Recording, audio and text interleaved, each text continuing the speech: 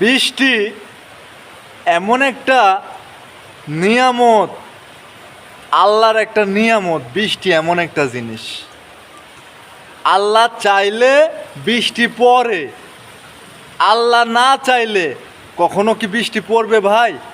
কখনো পড়বে না। যেমন আমরা মানুষ যদি চাই, যদি চেষ্টা করি, তাহলে কিন্তু যে কোনো কাজ সম্ভব।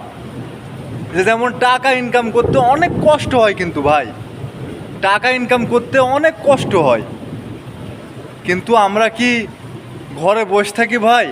আমরা চেষ্টা করি। আমাদের পেট আছে, আমাদের ছেলে মেয়ে আছে, সংসার আছে, মা বাবা আছে, তাদেরকে দেখাশোনা করতে হবে, খাইতে দিতে হবে, পোশাক আশাক দিতে হবে।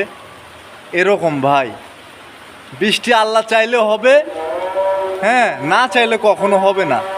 ভাই আজান দিচ্ছে ভাই, আল্লাহর কিন্তু নিয়ামত। এই যে আজানটা হচ্ছে, এটা কিন্তু আল্লাহর একটা নিয়ামত।